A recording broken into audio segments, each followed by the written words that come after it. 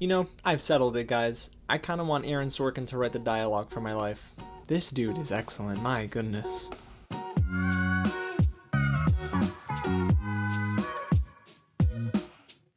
What's going on, you guys? James here with another real review, and today I'm really excited to talk about Netflix's original movie, The Trial of the Chicago 7, directed and written by Aaron Sorkin, who actually only directed 2 movies in his life, including this. And guys, if you don't know by now, Aaron Sorkin can write his butt off. The guy is fantastic. And it's the cast that really jumped off the screen to me. You got names like Eddie Redmayne, Joseph Gordon-Levitt, Yahya Abdul-Mateen II. Stand up, all you fans of Yahya, because you're going to really get an amazing performance here from him. Joseph Gordon-Levitt, Mark Rylance. Guys, the list goes on and on, but it is just fantastic. Now, before we dive into what this movie's all about, if this is your first time here at the channel, guys, welcome to Real James, where I talk about movies early just like this. So if you want to see even more reviews, go ahead and hit the big red button below, subscribe to the channel, and tap on that bell so you don't miss out on anything new. I am dropping so many reactions for The Legend of Korra, if that is your cup of tea, and I have so much more to just watch and get into, so stay tuned to the channel.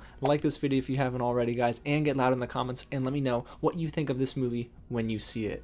Alrighty, so let's get into The Trial of the Chicago 7. I'm not going to spoil anything. It's based on a true story, so it's kind of tough to, but if you're unfamiliar with the source material like I am, you're going to want to go in and let the story unravel for you. This story surrounds 7 activists that are on trial for the very famous riots in Chicago that surrounded the 1968 Democratic National Convention.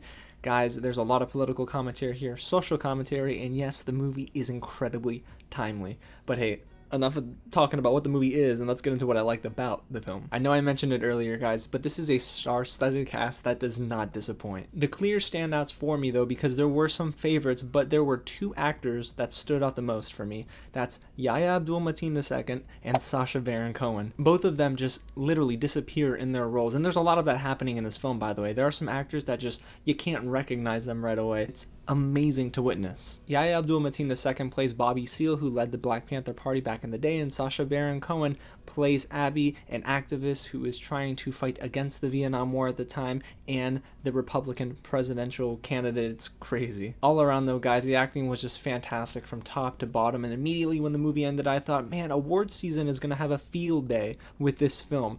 If I had to pick one actor that I would love to see get nominated, though, it would be Yahya Abdul-Mateen II. From the moment he comes on screen, it's an electrifying performance. One thing that I notice about pretty much every Aaron Sorkin movie, though, is the script. It is just excellent here. It's well crafted, and it just is so engrossing. I don't know what it is, but I just felt so embedded within every single line of dialogue. I was hanging on every single word. Every line is snappy, and it has this sense of urgency to it that you just can't help but feel attached to your screen. It's also one of his more intense movies in terms of just what he was showing on screen. It's graphic at times. The police brutality sequences were really tough to stomach, and the displays of racism made my blood boil, but that was Aaron Sorkin's intent, was to get you basically involved in the times, and boy, he did an amazing job at that. And technically speaking, the editing here was really sharp. I love the quick cuts in between conversations. There were some moments where I didn't care for the scenes dipping to black. It was a little out of place,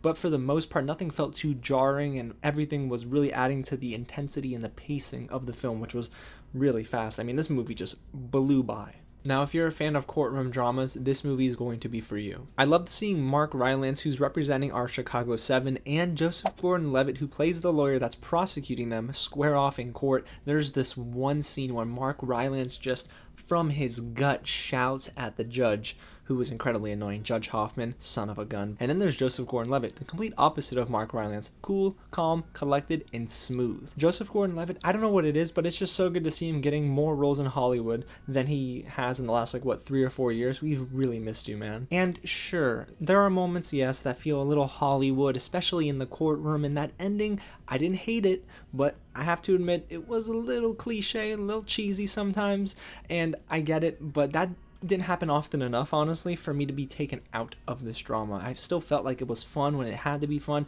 There were some really funny jokes. I don't know, maybe I was laughing because I was just shocked at the source material and not being, I guess, too knowledgeable about everything, but man, yeah, sometimes I just laughed and I was like, man, Sacha Baron Cohen is delivering some amazing jokes, and it just kind of fit within the tone of the film. So for the most part, it didn't feel too Hollywood, but when it did, you could see it. Now, for as much as I love this movie, guys, I do have a couple of negatives here that I do want to talk about. The first one being some of the more emotional moments never sunk in for me, and that's because the pacing of this movie is so frantic. It's quick, it breezes by. That's not a bad thing sometimes. This movie really was good at being snappy and quick.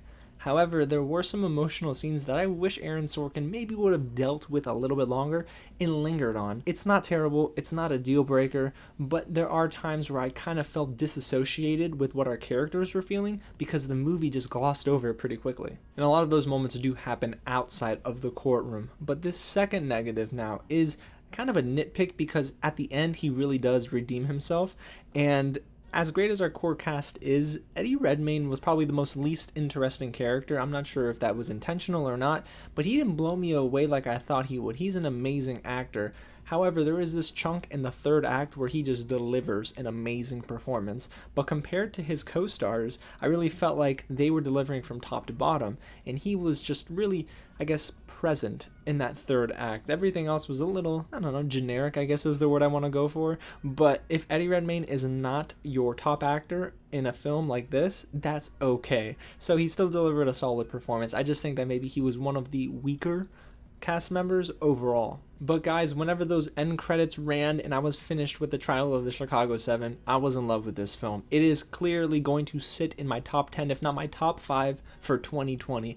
It's an amazing story. The script here is excellent. Aaron Sorkin just has this knack for gripping you in the first 10 to 15 minutes and never letting go. This is a masterclass in acting. There are some fantastic performance, some of the best of the year. Yahya Abdul-Mateen II. I'm going to keep saying his name because he is just excellent. He gives an A+ performance, and then you have Sacha Baron Cohen, who just has chemistry with everyone on set.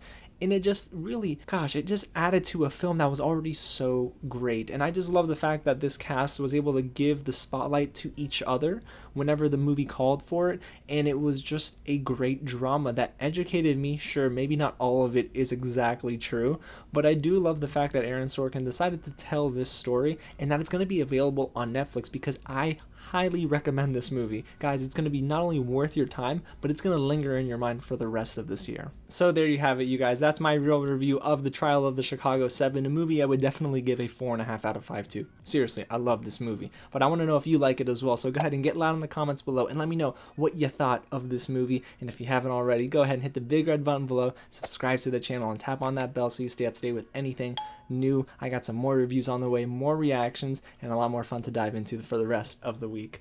Alrighty guys, well, I am gonna go watch this movie again. Yep, I really like it, man. Again, thank you so much for watching, and I'll catch you at the next screening.